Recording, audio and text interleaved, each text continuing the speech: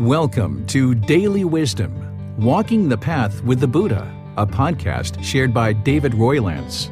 This podcast is dedicated to guiding you to completely eliminate the discontent mind and the suffering it causes by attaining enlightenment. Learn and practice the teachings of Gautama Buddha that will guide you to fully attain a peaceful, calm, serene, and content mind with joy.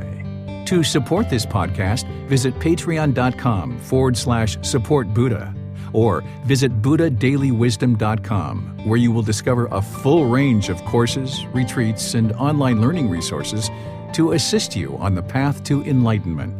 Now, here's our teacher to share more.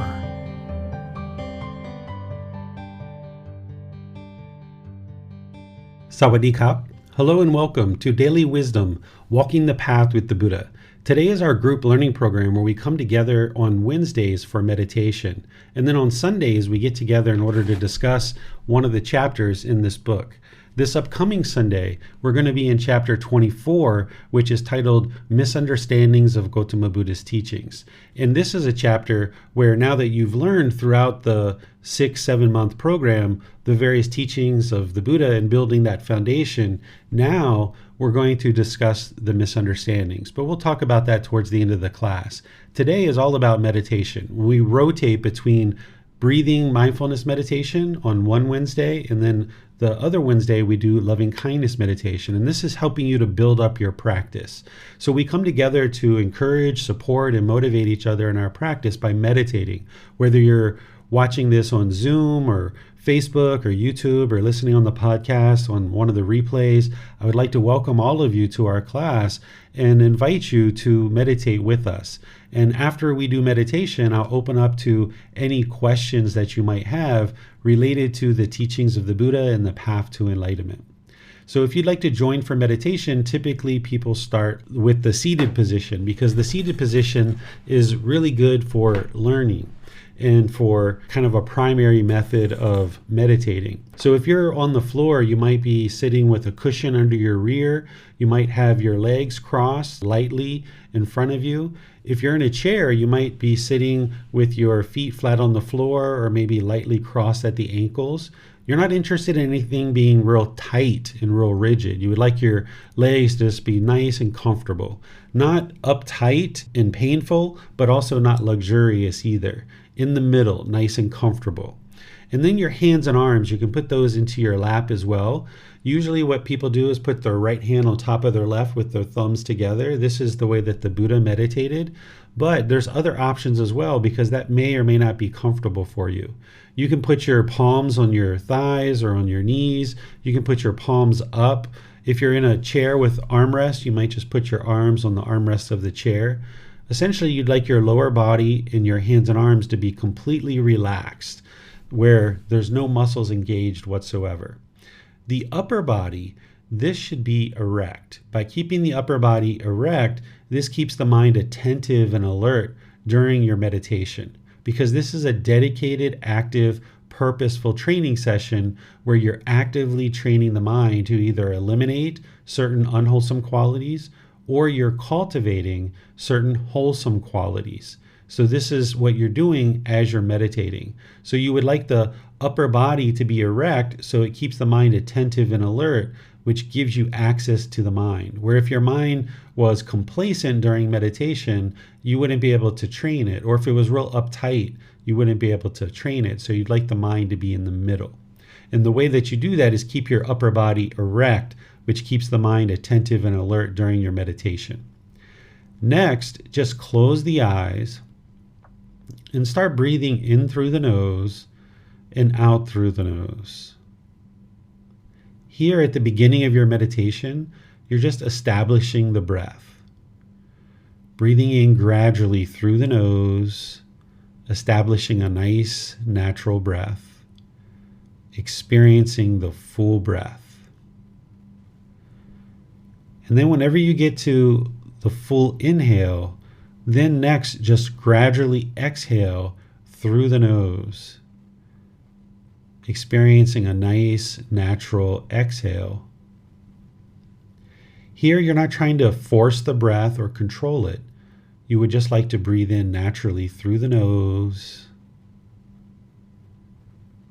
And wherever you get to your exhale, just breathe out gradually through the nose. Breathing in and out. I'm going to do some chanting to ease us into meditation, and then I'll come back with some more guidance to help us get deeper into meditation. You're welcome to join along in these chants if you know them. Otherwise, you can just hang out here with the breath.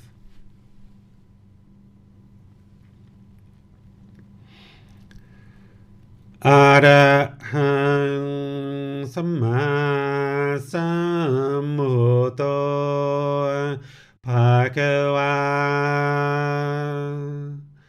Bhutang Bhagavanang Abhivateyami Savakato Bhagavata Tammo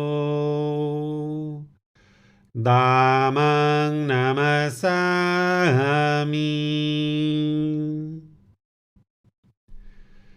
Supatipano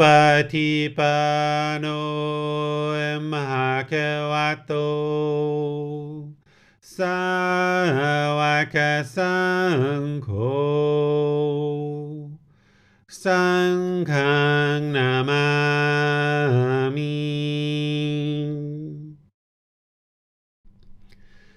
Namo Tassa Bhagavato Arahato Samma Sambuddhassa Namo Tassa Bhagavato Arahato Samma Sambuddhassa Namo Tassa Bhagavato Arahato Samma Sambuddhassa Iti piso Bhagava Arahang Samma Sambuddho Vichacharanang Sammuno Sakhato Rokavito Anutero Purisa Dhammasati Satatawa Manusanang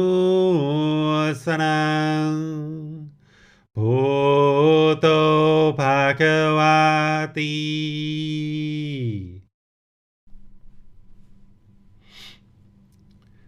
Okay, you should be breathing in through the nose and out through the nose. Your breath most likely isn't going to match up to the guidance that I'm providing. I'm just here to guide you. This is your practice. So wherever you get to the next inhale, just breathe in naturally through the nose, experiencing the full breath. And then whenever you get to the exhale, breathe out gradually through the nose, experiencing the full exhale. Breathing in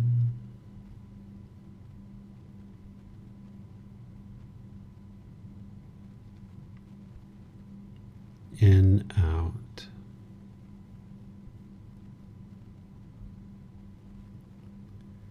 Breathing in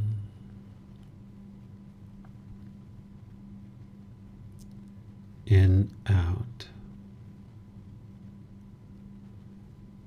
With the breath well established, start fixating the mind on the breath. The breath is the present moment. Fixate the mind on the sound of the breath or the sensation of air coming into the nose. Fixating the mind on the breath is training the mind to come into the present moment. Breathing in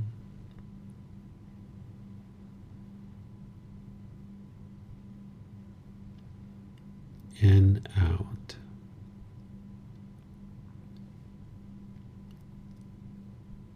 Breathing in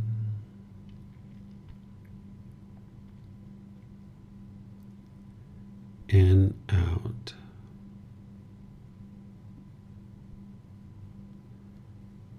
With the mind fixated on the breath, whenever you observe that the mind moves off the breath, cut that off, let it go, and come back to the breath, the present moment. There's no need to judge the thought. There's no need to analyze it or label it. There's no need to try to figure out where it's coming from.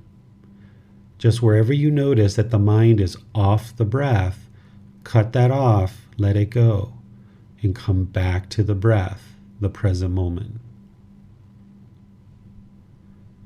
Breathing in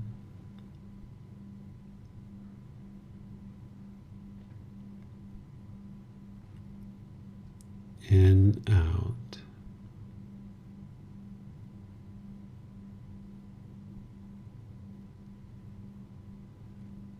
Breathing in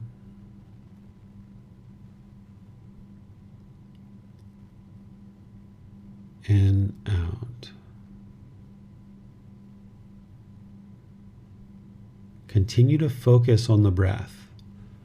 I'm going to be quiet now and let you do this work of observing the breath, keeping the mind fixated on the sound or sensation of air moving into the nose. Wherever you observe that the mind is not on the breath, cut that off, let it go, and come back to the breath, the present moment. You have nowhere to go. There's nothing to do. No one needs you right now. This is your time to focus on the breath. Breathing in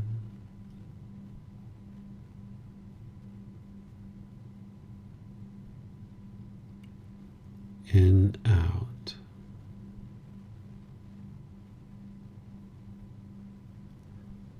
Breathing in and out.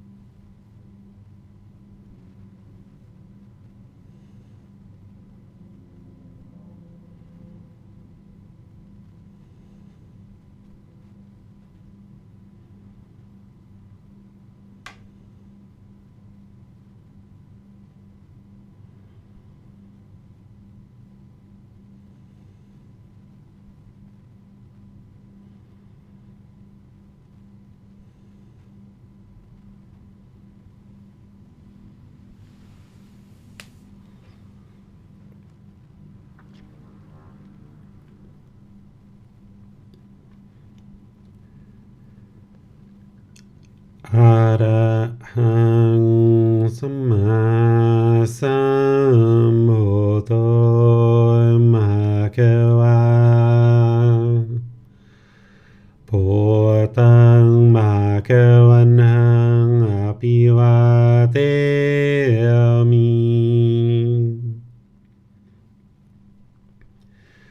Savakhato Bhagavata Dhammo Dhammang Namasami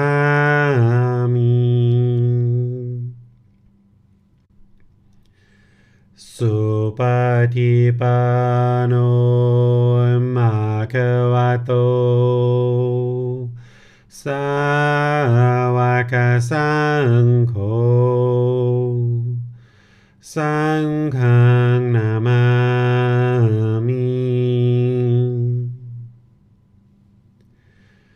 Namo Tassa Bhagavato Arahato Samma Sambuddhassa Namo Tassa Bhagavato Arahato Samma Sambuddhassa Namo Tassa Bhagavato Arahato Samma Sambuddhassa Iti piso Bhagava Arahang Samma Sambuddho Vicacaranang Sammuno Sakato Rokavito Anutero Purisa Dhammasati Satatawa Manusanang Bhutto Bhagavati.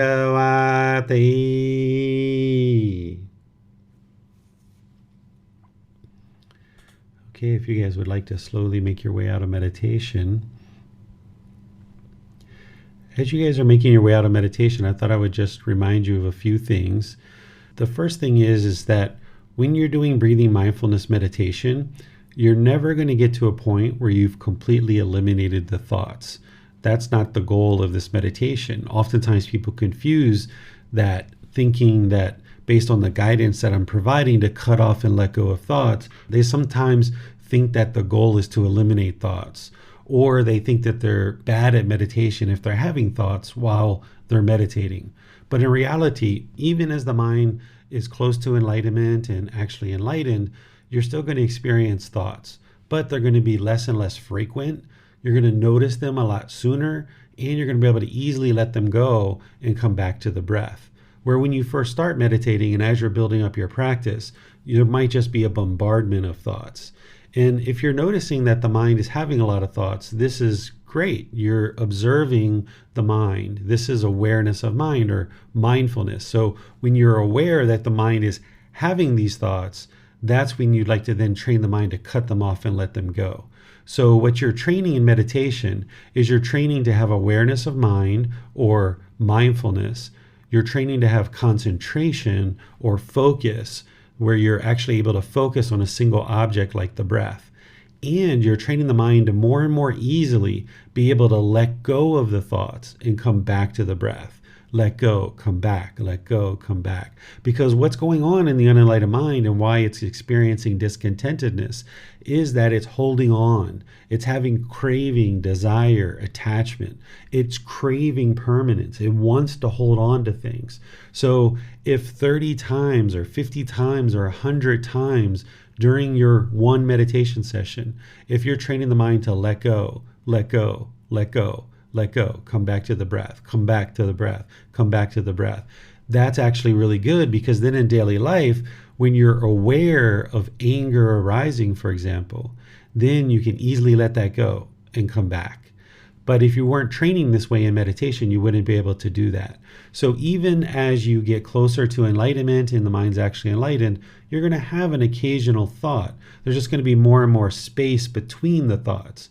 What the Buddha talks about in his teachings about meditation is he talks about quieting the mind or stilling the mind. So if your mind has got a lot of thoughts and is being bombarded by thoughts, that's normal. That's part of what somebody experiences as they first get going, and maybe for the first couple of years even, you might notice this.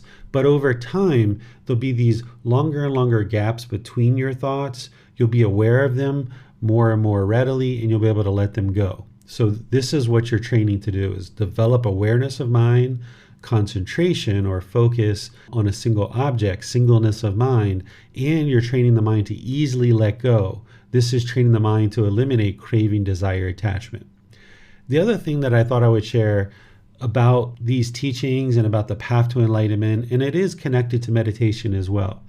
As you're training your mind in meditation and all the other teachings on the path, be it right view, right intention, right speech, right action, right livelihood, right effort, right mindfulness, right concentration, as you're bringing your practice up closer and closer to the ideal of the Eightfold Path, you're going to be clearing out more and more pollution of the mind.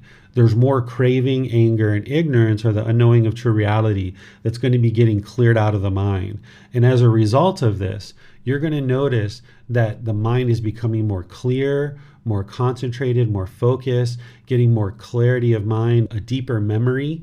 You're going to notice that discontentedness is gradually diminishing, where things that once caused anger in the mind, now there was maybe just a slight annoyance or an irritation or something like that. And as part of that, what you're going to notice is that your sleep might start bouncing around. You're not going to be able to sleep in one set standard schedule, because a sleep schedule is not permanent. It's going to be bouncing around. And where in the past you might have gotten 8 hours of sleep or 10 hours of sleep or even longer sometimes because the mind was more polluted, what you're going to notice is you need less and less sleep. You might even only sleep 2 hours a day or 4 hours a day. And you wake up and you just feel completely refreshed, because carrying around pollution of the mind, it's a real burden to the mind. It'll bog you down. It'll get you to the point where, you need 8, 10, 12. There was even one time in my life where I was sleeping 16 hours. Even one point in my life, I was even sleeping 23 hours in a day. That's how polluted the mind was. So as you lift this pollution, as you clear this pollution out of the mind, you might notice that you need less and less sleep. And sometimes people right away think that this is a mental illness, that it's insomnia, or it's my bipolar, my manic phase that's arising or something like this. But what you would like to pay attention to is pay attention to the stability of the mind, the steadiness of the mind, the calmness of the mind, and notice that when you maybe had manic episodes or you had insomnia in the past, your mind was constantly racing and you had all kinds of racing thoughts in the mind, and you were lacking sleep. Now, even though you're sleeping less, your mind is stable, it's steady, it's calm. This is really helpful, and you can start building your confidence that you're not needing necessarily 8 hours of sleep. If you need 8 hours of sleep, then sleep for 8 hours. If you need 6 hours, sleep 6 hours. But if you notice that your sleep is bouncing around, or if you notice that you're sleeping less and less, like maybe 2 hours or 4 hours, that's not necessarily a problem. What we've been taught in the past is that if we don't sleep 6 to 8 hours, that's a problem. And this is because people's minds are craving permanence, thinking that everyone in the world is supposed to sleep 6 to 8 hours a day. But this isn't true. This is the mind craving permanence. So if you understand the universal truth of impermanence, then you understand that people are going to sleep different times. Like, for example, today I think I slept for an hour and a half, 2 hours. That's all I've slept. And the mind is completely stable, it's steady, it's calm, it's peaceful, it's joyful, it's focused, it's concentrated. There's no elevated, excited, there's no depression or anything like that, or sadness or despair. So you'll notice that this is occurring for you. And the Buddha actually talks about it in his teachings. He talks about how you need to eliminate the craving for the pleasure of sleep. Because let's admit, when you sleep, there's a certain amount of pleasure in sleeping, that you can sleep and you can, be relaxed and you can wake up and you can feel refreshed. But also if you're craving sleep and you find pleasure in sleep, then when you don't get a certain number of hours of sleep, you might wake up grumpy or irritable. This is why the mind is grumpy and irritable, because it's craving a certain amount of sleep. So what you would like to do is get to a point where you understand that your sleep schedule isn't going to be exactly the same every day. You're not going to fall asleep at the same time and wake up at the same time. You're not going to get exactly the same number of hours of sleep, that this is going to bounce around. And the sleeping isn't necessarily what you need to pay attention to. What you need to pay attention to is the mind, the stability of the mind, the stableness of the mind, the calmness of the mind. And as long as you're seeing that in the mind, then whether you sleep 2 hours, or you sleep 8 hours, or you sleep 12 hours, or you sleep 6 hours or 4 hours, that actually doesn't really matter as much. As long as you're sleeping and you're getting some amount of sleep, but you notice that the mind is stable and steady and calm, and that's what you really would like to pay attention to. So I just thought I would share that with you, because some of you guys have been studying with me for 2 years, 3 years, or maybe longer, and you might notice that your sleep is starting to bounce around, or you're noticing that you're getting less sleep than you did in the past. You just need to not crave 8 hours of sleep every day, and just realize that, I can function on 4 hours, and that's fine too. And the mind's stable, it's steady. I can practice right intention, right speech, right action. I can practice all that stuff. And then other days, maybe I get 8 hours of sleep, and that's what I get. You would like to create time where your body and your mind can sleep for a important amount of time that it might need, but don't crave a specific amount of time. Because if you wake up after 2 hours or 4 hours, when you are craving 8, you might feel like there's a problem. The problem isn't that we slept for 4 hours, for example. The problem is that the mind's craving 8. That's what the real problem is. So just keep that in mind. Look at the stability, the steadiness of the mind, and that you have awareness of mind, and that you're able to practice things like right intention, right speech, and right action. So I'll just turn things over to you guys for any questions that you might have. You can put this into Facebook, YouTube, or Zoom, and our moderators will see that. Or you can raise your hand in Zoom and ask any questions or follow-up questions directly. Yes, thank you, sir. Tony has his hand raised. Let's go to him for his question. Thank you, Miranda. Yes, Teacher David, I'm just wondering, could you explain the difference between concentration meditation and mindfulness meditation for me, please? Thank you, sir. Sure. So breathing mindfulness meditation is the meditation that the Buddha taught, and this is the primary form of meditation that you would practice in order to get to enlightenment, along with all the other teachings as well. And the other meditation is loving kindness meditation. For what you're describing of concentration meditation, it's actually, concentration is a quality of mind that you're cultivating while you're doing breathing mindfulness meditation. So it's not a separate meditation. It's just a quality of mind that you're cultivating as part of breathing mindfulness meditation. So a meditation session, the way I define it, is it's a dedicated, active, purposeful training session where you're either eliminating unwholesome qualities of the mind or you're cultivating wholesome qualities in the mind.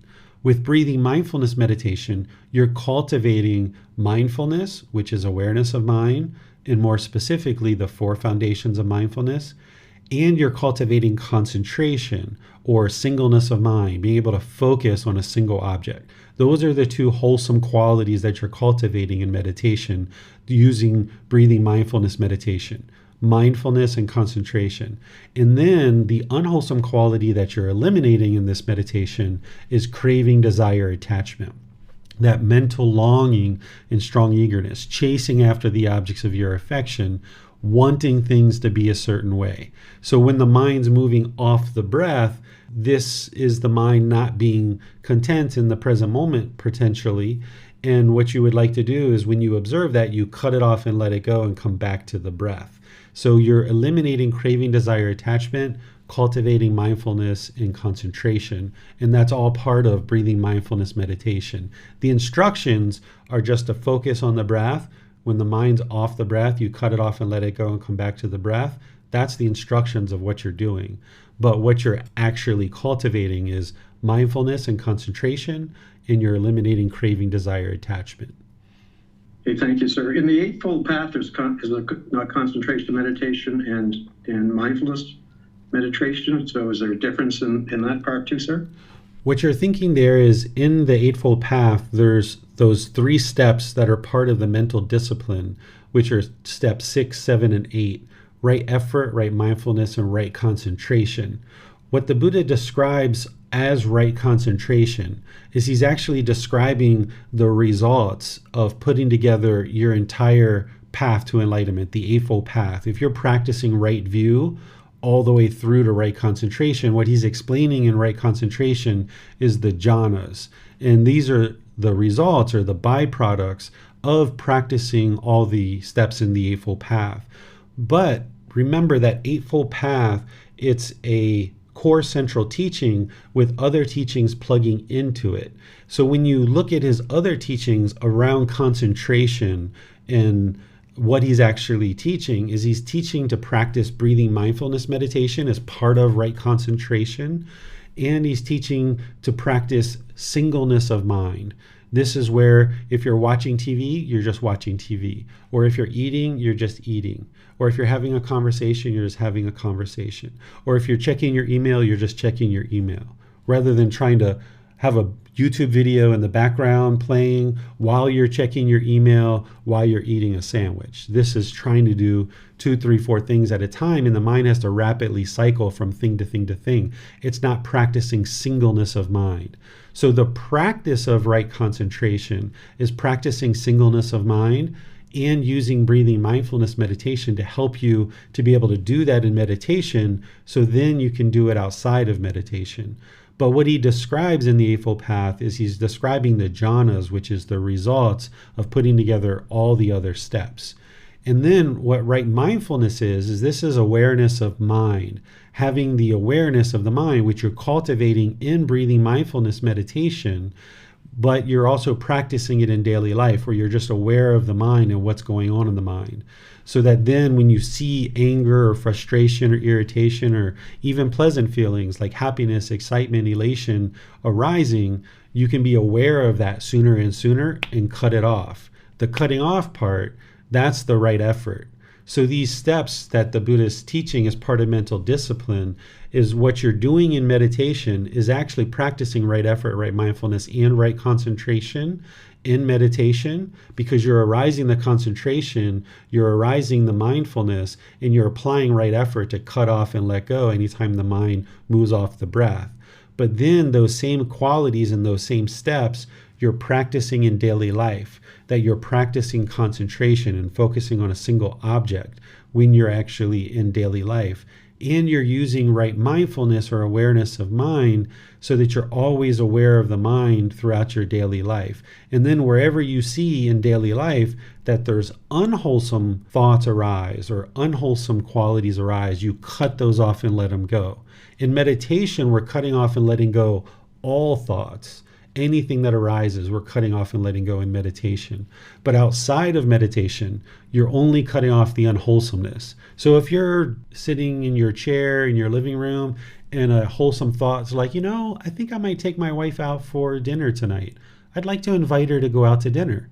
You don't have to cut that off. You can go and say, hey, honey, I was thinking there's this new restaurant that opened up around the corner and I'd like to take you out for dinner. Are you interested? Right? So you can pursue those wholesome things. But if you had any unwholesomeness arise where you would like to argue or you'd like to have killing or stealing or sexual misconduct or lying or take substances that cause heedlessness, where those unwholesome things arise, That's what you're cutting off and letting go, applying right effort. But you need right mindfulness, awareness of mind, to be able to apply right effort. And by you practicing right concentration, where you're just focusing on a single object, then you can more exactly identify what's going on in the mind. When the mind is bombarded with a bunch of thoughts, it gets very cloudy and it gets very difficult to discern what are the individual cravings that are going on in the mind and why is the mind experiencing what it's experiencing. And it's also very difficult when the mind's rapidly cycling from thing to thing to be able to practice something like right speech, for example, or listen to people and comprehend things. So when you're doing just one thing at a time, then you can just bring your full practice of the entire Eightfold Path, which includes right view, right intention, right speech, right action, and all the others. You can just apply it to that one task, do it really well, not make any errors, any mistakes, cause any unwholesome karma through unwise decisions. You can just bring all your wisdom to bear on that one task or that one activity, and then you're done and you move on to the next thing.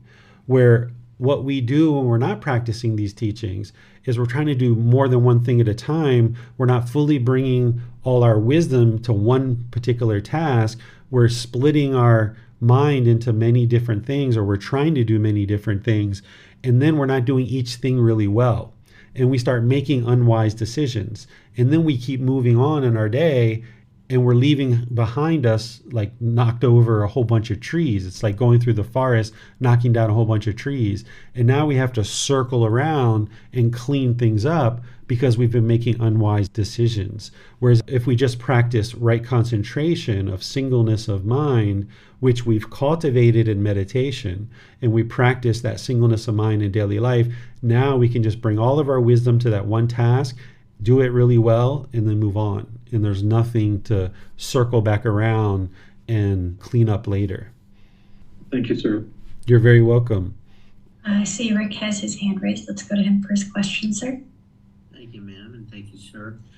My question goes back to the sleeping thing you were talking about earlier, Teacher David. I myself, and this is just sort of a confession, I recently got into a relationship, and I'm experiencing all the obsessions and craving that goes with that. You know, I feel like a teenager in many respects. And for the last 3 weeks, I haven't been able to sleep until about 4 days ago. I'm finally starting to get back into my routine, but and it was affecting my concentration. It was affecting my job performance. I actually had to cancel a couple of clients just because I wasn't getting enough sleep. I was wondering if there are some things I can do when that is occurring in the middle of the night. I mean, I was up at 3 or 4 in the morning and I just could not get to sleep. And as opposed to being a householder who spent most of the time, practicing meditation, I do have a job. I do have to get up in the morning and to be able to function. So I was just wondering if you had any feedback you could offer. Yeah, I'll answer that question, but let me clarify some things that I was sharing earlier. So this diminishing of sleep or less sleep that occurs as the mind is awakening because of less pollution, that's 100% true. That's what I was sharing before. But there's also the situation like what you're experiencing, Rick, where when craving arises in the mind, there can be this almost obsession, right? That's another way to describe craving, that the mind is obsessed with whatever it's chasing after. This is why it chases the objects of its affection, because it has this obsession and it's chasing. And because the mind is running after this thing, in your case, a relationship and things like that, there's nothing wrong with having a relationship. It's just that when there's craving for it, then there's almost like this obsession, and that can hinder us from sleeping when we really should be sleeping and we need to be sleeping. What I was talking about before is more about just a lessening of a need for sleep because the mind is less polluted. Now what we're going to be talking about is how the mind goes up into craving, which then hinders it from sleeping and getting the real sleep that it needs. And now we feel groggy and we feel tired and we feel somewhat miserable because this craving has persisted in the mind that it's hindering us to sleep. So what you do in this situation is when the mind's craving like that, the best thing to do is to meditate, is do breathing mindfulness meditation. The Buddha talks about this, and you can observe it for yourself, is that breathing mindfulness meditation can eliminate evil, unwholesome states on the spot. This is what the Buddha explains. Now, when you first start meditating, it's not going to necessarily do that because the mind has got so many cravings. It's like trying to break through a brick wall. But as you accumulate more and more benefits of your breathing mindfulness meditation, you can use it in situations like that where the mind is craving to then knock that craving down, right? It's almost like taking a water hose and knocking it down, knocking the fire of craving down. So you can be meditating, and whether you do that in the lying position while you're trying to sleep in the bed, or whether you go somewhere else in your house, that can be really helpful. The other thing is that you're not interested in staying in the bed and just allowing the mind to be obsessed and just constantly ruminating. If you're laying in bed trying to fall asleep 15, 20 minutes, 30 minutes, and you're not able to fall asleep, get up and go somewhere else. Because otherwise what you're doing is you're training the mind while you're laying in bed to sit there and overanalyze the situation. It's better to get up, go to your living room, have a sip of water or soy milk or whatever it is, have a little snack if you'd like to, or do whatever it is, read a book for 10 minutes, 15 minutes, watch a little TV, whatever it is that you would like to do to try to redirect the mind. Because when there's craving in the mind and it's hindering sleep, it's just sitting there obsessively ruminating over this thought. And what you would like to do is you'd like to redirect the mind in order to knock down the craving. And breathing mindfulness meditation can do that, but also reading a book for 5, 10, 15 minutes can do that as well. Or watching a little bit of TV can do that, right? So you'd like to redirect the mind away from this craving to train the mind to let it go, because it's holding on to these thoughts and it's just like, oh my goodness, she's such a great woman, or he's such a great guy. I can't believe I met this person. Wow, I feel so great being with them. Wow, this is the relationship. This is the one I've been waiting for. This is the person. Oh my goodness. And this is just the mind obsessing and craving. And ultimately, if we allow that craving to persist, it sabotages our relationship. Because now when we're with this person, we smother them rather than just allowing the relationship to grow naturally. So you'd like to take a healthy approach to the relationship, is where you see the mind craving and being obsessive about the relationship, is redirect it and train the mind to let it go and realize that, okay, this is a good person. This seems like this relationship's going to be wonderful, but let's not get ahead of ourselves here. Let's pull the mind back. Let's restrain it. Let's redirect it to something else. And then this will help you to potentially sleep. And then the third thing is, by being attentive to the mind all throughout your day, this is going to help you to sleep. If you're allowing the mind to run away in craving throughout your day, then this is going to make it harder for you to sleep. So if you're meditating morning, midday, and evening, or even morning and evening, you get 2 or 3 meditation sessions a day for 30 minutes or more. This is keeping the mind's craving at bay. It's kind of like knocking the fire down and keeping it low throughout your day. So rather than not meditating and then you get to the end of the day and it's like, oh my goodness, I've got all this craving that I'm sitting here with.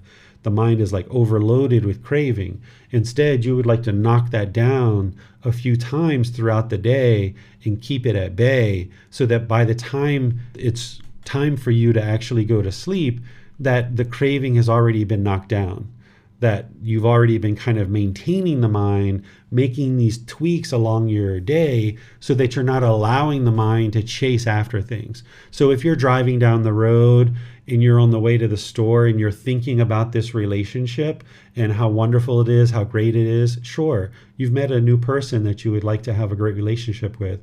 But right now you're supposed to be focusing on driving. So cut that off, let it go. Let that thought go and just focus on the driving.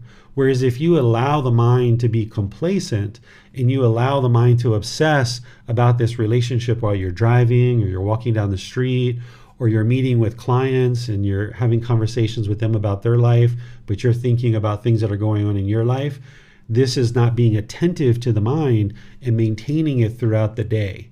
So if you're able to maintain the mind throughout the day, when it's time for sleep, the mind will be more likely to be ready for sleep, because you've been maintaining the mind throughout your day. And these are a few suggestions. There's other things as well that will help you to sleep, but while the mind's craving, this is what you would like to do to redirect it and knock it down and maintain it throughout your day. Thank you, Teacher David. You're welcome. And congratulations on meeting a new person in your life. Thank you. Looks like there are no questions on Facebook at this time. Yes, thank you, Rick. Sir, what should a practitioner do about sensations attributed to the jhanas during meditation? Really focusing on first and second jhanas that are filled with excitement and joy. It was found when meditating, this excitement that's spoken of with the jhanas, it can be very distracting and can actually cause a bit of a challenge with meditation. This is part of your training.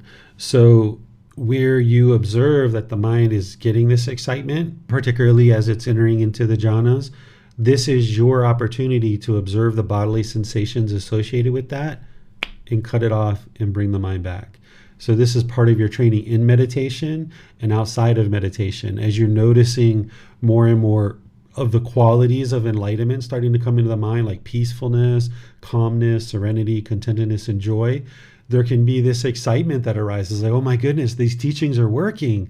Wow, like, look how peaceful the mind's becoming. And you can get excited because the mind is so peaceful, right? And this is where you need to observe those pleasant feelings, that it's still a conditioned feeling. The mind is getting this conditioned excitement because it's peaceful. And then when it's not peaceful, now the mind is angry or frustrated or irritated. So this is part of the practice, is that as the mind's kind of coming into this enlightened mental state where you're starting to see more and more of these qualities of enlightenment starting to shine through, is you've got to restrain the mind and not allow it to experience that excitement and that thrill, that euphoria associated with, oh my goodness, the mind, I'm able to do it. Wow, look, it's getting to enlightenment. Oh my goodness, it's just like the Buddha said 2,500 years ago. He said I was going to get excited and I was going to have this thrill, when I get into the jhanas, and there it is. Oh my goodness, like his teachings are true. He actually lived. He's a real being. There's all these things that can go through the mind. So same thing, that's that craving. And this is your opportunity to restrain the mind and pull it back. And if you're doing the work in meditation, that's going to help you. And then also doing it outside of meditation too. And while we're talking about it, even though you didn't mention this, Miranda, one of the other things that can happen as the mind starts coming into the qualities of enlightenment is there can be this conceit that arises. This is why it's a higher fetter, is that as you're starting to eliminate all the other fetters and you're starting to observe the jhanas and various qualities of enlightenment start shining through in the mind, there can almost be this arrogance or this pride or this conceit or this judging others and looking down on others because they're not maybe practicing these teachings. So you didn't mention that, and I don't know that this is true, but I'll just share this for anybody who's listening and might be experiencing this, is be observant of not only the excitement that arises as these qualities of enlightenment come through, but be observant of the conceit and the arrogance and the pride and the measuring and comparing and the judging, because that stuff needs to be eliminated as well. And the more that you cut out those things, not only the conditioned pleasant feelings, but you cut out the conceit, the more peaceful the mind will become, the more joyful the mind will become. If we allow the mind to be complacent and indulge in that arrogance and pride, then you're actually hindering yourself, and the mind isn't able to come into the qualities of enlightenment because it's still got this conceit. So where you see that arising, if at all, be sure that you be attentive to that and cut that off and let it go as well. Yes, thank you, sir. You're welcome. And then also, this really doesn't have to do so much with meditation. How would your guidance, or what would your guidance be to best explain practicing singleness of mind when others become discontent when they're observing us not multitasking and they have their own expectation that we should be multitasking? I'm very fortunate here in Thailand that people understand multitasking is not a thing, that it's not even possible for the mind to do. There's not this pressure from people to multitask. So I'm very fortunate in that respect. But if I was, say, in a work environment and my boss was expecting me to be doing 5, 6, 8, 10 things at a time, I would need to sit down with that boss and help them understand that that's not going to be wise. It's not going to produce beneficial results, because as long as they're lacking the wisdom and they keep putting pressure on me to multitask, there ain't no way that I'm going to allow my mind to rapidly cycle from thing to thing to thing. And as long as I'm not doing that and they have a craving for me to do it, then they're going to be discontent. So I'm going to need to sit down and educate that boss and help them see this over probably multiple conversations. And ultimately, if they're unwilling to see it, I'm probably going to have to find a new job, because it's not possible for me to continue to work in an environment where someone's putting pressure on me to multitask, and I know that this is not the way that the mind's going to function in a peaceful and joyful way. So in that situation, I would suggest educating your boss. If it's a coworker or somebody like this, you can even let them know, things like that too. You can just say, I just choose to focus on one thing at a time because I realize I get better results that way. Sometimes the way that we educate people is just these little 3-second, 5-second sound bites, and we just say it and we move on. It doesn't have to be a 2-hour discourse to explain to them singleness of mind, for example. Sometimes we just kind of drop these little things and we just move on. And over time, this person gradually realizes Miranda doesn't do rapidly cycling from thing to thing to thing. She does one thing at a time. And because of that, she's able to accomplish a lot in her day, and she doesn't really make many mistakes. And this is beneficial for her, our customers, our stakeholders, and everything like this. And people come to appreciate it. But initially, you guys are probably functioning in environments where people aren't used to you guys functioning the way you function. Like, people aren't used to someone being kind.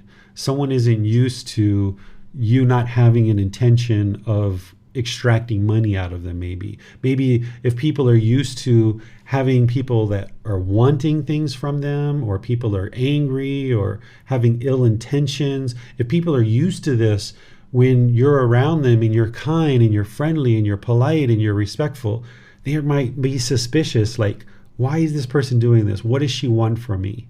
And you might have to educate them and help them see over a consistent long period of time that you don't want anything from them. And the same thing as it relates to practicing singleness of mind or mindfulness or gossip. You might have people in the work environment coming to you and gossiping about things. And slowly but surely, you will just have to let people know that, that that's not what you do. And sometimes you can let them know that by just choosing not to engage in gossip and walking away and saying nothing. Maybe that's a good way to do it. Other times you might have to just say, Barbara, I think it would be better if we didn't talk about Susie in this way and we talk about something else. Sometimes if you say something like that, it's going to arise anger in their mind, and maybe it's not wise to do that. And this is where the Buddha doesn't give us just one set way of practice, where he says, if someone's gossiping, say this, right? Or if somebody is putting pressure on you to multitask, do this, right? Because there's always like 3, 4, 5, 8, 10, 20 different right answers in any given situation. And this is where the practice comes in, where you understand the person who's attempting to pressure you to multitask, or their mind's getting discontent because you're not multitasking. You know that they're getting discontent because of their own craving, and the only way for them to let that go is to get to wisdom. They need to understand why you do what it is that you do. And you can even do that rather than maybe just overtly telling somebody. Where you see somebody becoming discontent that you're not multitasking, you can say, Robert, are you interested in understanding why I don't multitask? And they're like, yeah, I'm actually interested. Why don't you do that? Oh, here's the reason why, right? Sometimes what we do is we kind of rush in and try to tell somebody something about ourselves, where sometimes it's better to ask an open-ended question and ask if they're interested first. And then when they say, yes, I'm interested to know why you don't multitask. Okay, let me help you understand. Because now you know that the person's mind is open and willing to understand. Whereas if we just broadcast information to somebody, we don't necessarily know that they're being receptive to what it is that we're sharing. So oftentimes what I tend to do is I tend to ask somebody a question first to see if they're open to understanding. And if they're open to understanding, I'll share with them. I'll take my time, effort, energy, and resources to do that. But if they're not interested and they're like, no, I don't care why you don't multitask, then it's like, all right, I understand. See you later. Have a wonderful day, or, whatever else you're going to do. Because we're not interested in wasting our time to talk with somebody who's not interested in understanding. So oftentimes asking a question first will give you an indication of whether they're truly interested to understand why it is you do the things that you do, because you're going to be functioning very differently than the average person in the environment that you're in, and they're not going to understand why, right? Like, you can be in situations where everybody's crying and angry and upset, and you're just smiling and peaceful, and they're looking at you like, what is wrong with you? Like, this person just died. How can you smile and be joyful? Don't you love her? Don't you care? And they just don't understand. So part of what we can sometimes do is educate others, but be sure we ask a question first, that they're open-minded and interested in that education before we apply the time, effort, energy, and resources to share it. Yes, thank you, sir. You're welcome. On Zoom, Kayla has a question. She asks, what is the best way to support a spouse who is experiencing strong emotions regarding the loss of a family member? My wife is not involved in the teachings and lost her nephew, and has a lot of discontentedness. I want to be there for her and support her through this, but I am unsure of how or what exactly to say in the moments where she is super upset. Sure. So the first thing to understand is that when someone's experiencing discontentedness, there's really nothing you can do to solve that, because it's their craving, desire, attachment that's causing the discontentedness. Only they can eliminate their craving, desire, attachment and get to contentedness and peacefulness. So you can't solve her discontentedness. And this is where oftentimes our own attachment to an individual, we want to rush in and solve their problems. So recognizing up front that you can't solve her problems and you can't solve her discontentedness, that she's got to be able to do that for herself. So that's an important thing to have up front. The next thing is, as she's sharing whatever she's sharing, oftentimes just listening is what a person needs, is just to listen, and just don't necessarily offer any advice or any thoughts, but just listen. And then when you're listening, they have that ability to get it all out of the mind, because their mind might be bombarded with thoughts. And the way for them to get it out is just to talk and have somebody listen. So just listen. As you're listening and it seems like they're done with whatever it is they're going to talk about, if you feel like you have something to share with them, you can do the same thing that I just shared with Miranda, which is ask questions. You can say, are you interested in my thoughts? Are you interested in my advice? Are you interested in my suggestions? Or would you like to know how I would deal with that situation? Because oftentimes what we'd like to do is just rush right in, give a bunch of advice, and then that's not what the person is really interested in. So prefacing anything that we might share with, are you interested in this? Then when they say yes, then you know there's an open door. Otherwise, it might just be listening. It might just be, I understand why you're upset. I understand why you're sad. If you need anything, I'm here for you. Would you like me to go to the store and get you some food? Is there something you need? You can just do those kinds of things, but not with craving, like obsessively asking them, but just occasionally, check in on them. But also allow the person to come to the close of that craving themselves. Sometimes we might constantly ask the person, how you feeling? How you doing? Are you still sad? Are you still thinking about that person? And that kind of arises the thought in their mind. But just be there for them. Listen. I understand. Do you need anything? Is there something I can do to help you? Would you like me to just listen in this situation? Are you interested in hearing my advice? These kinds of things can be really helpful. But recognizing that there's nothing you can do to eliminate her discontentedness is a really important thing, so that your attachment isn't flaring up where you feel like you need to rush in and do anything particular. There's nothing in particular that you need to do other than just be present and listen, understand, and help wherever that person's saying that they need help. And the other thing I was going to share about this might not be the right time for your wife, but in some future situation it might be, is oftentimes when somebody encounters a situation where they're deeply experiencing discontentedness, this can be a time where they're more likely to pick up the teachings and actually learn and practice them. Even though right now she's not learning and practicing and that's her choice, sometimes when somebody's deep into grief or despair or displeasure, this can be a time that actually they decide to pick up the teachings and start learning. So as part of your advice, you might suggest that and help them understand that that's what's going to ultimately solve their discontentedness. Another kind of skillful thing that you can do, I don't know if you've done these kind of things, is sometimes what I used to do is, like, when I would teach these classes, of course, my wife and my son are sleeping. They're not listening to the classes and learning what I'm teaching. But during the daytime, when I'm editing the podcast, they might be downstairs in the living room just eating in the kitchen or watching TV or something, or just sitting there, talking or whatever. And I might be in the corner or on the sofa editing the podcast.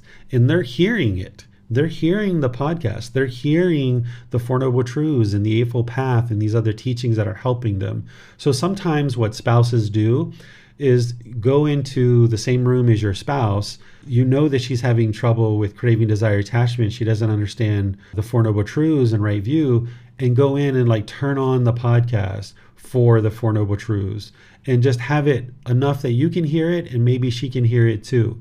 And maybe it's just in the background, and maybe she's not listening attentively. Maybe she's not actively listening, but she's picking up a couple of words here and there. And this can be a way to kind of ease the teachings into somebody's life without craving, desire, attachment. You're just kind of on your own listening to a podcast on the Four Noble Truths. And it just so happens that she's in the same room hearing a little bit of it as well. And this can be a way that she might hear a few words or a few teachings that can help her. And you don't know in a time like this where there's a lot of grief or a lot of despair that she might decide to pick up the teachings more actively. That's what she would need to do in order to completely eliminate the discontentedness. But there's ways that we can kind of open the door for them. They have to walk through, but we can kind of open the door by having a book around, by having a podcast on, by, hey, would you be interested to understand why your mind's experiencing grief based on your nephew dying? And then if they say yes, okay, that's them being willing to walk through the door or at least look at the door. So be aware that during these times of grief, this might be a time that someone's more open to the teachings where in the past maybe they weren't. Yes, thank you, sir. You're welcome. It does not appear there are any other questions at this time. All right. Well, thank you all for joining for class today.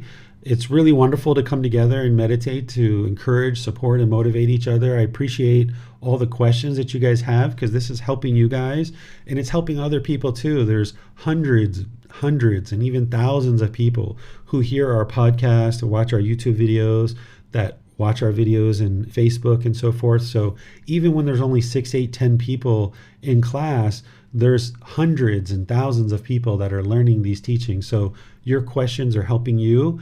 It's helping a lot of other people as well. So thank you for your questions, and thank you to the moderators for your time and effort and energy to moderate the classes and support people to be able to ask questions. And that allows me to just do one thing at a time, which is teach. I don't need to look at YouTube. I don't need to look at Facebook. I don't need to look at Zoom. I can just focus on teaching. And I think it works out to be a much better class for all of you guys. So thank you for your dedication and your diligence to learning and practicing and sharing the teachings through even moderating and being able to allow our classes to be conducted in this way. Next week on Wednesday, we're going to be doing loving kindness meditation together as a group. And then on Sunday, we're going to be doing chapter 24, which is misunderstandings of Gautama Buddha's teachings.